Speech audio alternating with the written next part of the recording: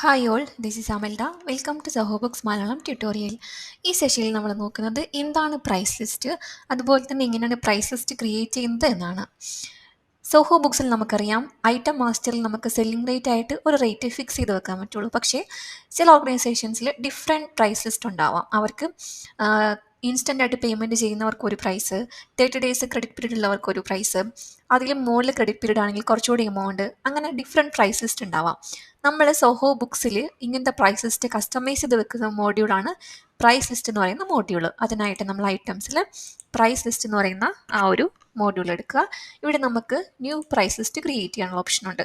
First നമ്മൾ അതിന് name കൊടുക്കുക. ദെൻ ഈ ഒരു പ്രൈസ് ലിസ്റ്റ് നമ്മൾ അപ്ലൈ ചെയ്യുന്നത് സെയിൽസിലാണോ പർച്ചേസിലാണോ എന്നുള്ളത് കൊടുക്കുക. അതിനുശേഷം നമുക്ക് ഓൾ ഐറ്റത്തിനും കൊടുക്കാൻ പറ്റും, അതേപോലെ തന്നെ ഇൻഡിവിജ്വൽ ഐറ്റത്തിനും പ്രൈസ് ലിസ്റ്റ് നമുക്ക് ക്രിയേറ്റ് ചെയ്ത് വെക്കാൻ പറ്റും. ഓൾ ഐറ്റം നമ്മൾ കൊടുക്കുന്ന സമയത്ത് നമുക്ക് ഒന്നുകിൽ ഇതിന് മാർക്കപ്പ് ചെയ്യാം, അല്ലെങ്കിൽ മാർക്ക് ഡൗൺ ചെയ്യാം. മാർക്കപ്പ് എന്ന് വെച്ചിട്ടുണ്ടെങ്കിൽ നമ്മൾ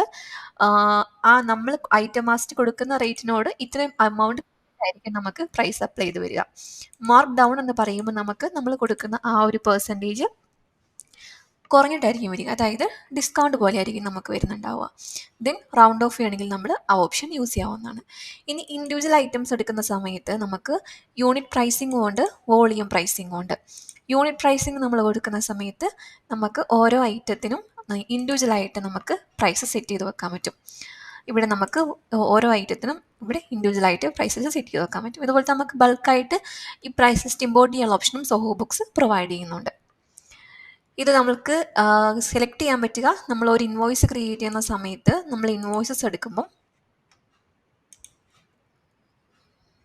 ഇവിടെയായിട്ട് സെലക്ട് പ്രൈസ് ലിസ്റ്റ് എന്ന് കാണാൻ പറ്റും. അപ്പോൾ നമ്മൾ ക്രിയേറ്റ് ചെയ്ത് വെച്ചിട്ടുള്ള പ്രൈസ് ലിസ്റ്റ് സെലക്ട് ചെയ്ത് കൊടുക്കുമ്പോൾ നമ്മൾ എന്താണോ നമ്മൾ അവിടെ കൊടുത്തിട്ടുള്ളത് ആ ഒരു ഇത് അപ്ലൈ ആയിട്ട് വരും. നമ്മുടെ റേറ്റിനോട് ഒന്നുകിൽ മാർക്കപ്പ് അല്ലെങ്കിൽ മാർക്ക് ഡൗൺ, അല്ല ഇൻഡിവിജ്വൽ ആണെങ്കിൽ ആ ഒരു ഇൻഡിവിജ്വൽ റേറ്റ് നമുക്കിവിടെ സെലക്ട് ആയിട്ട് വരുന്നുണ്ടാവും.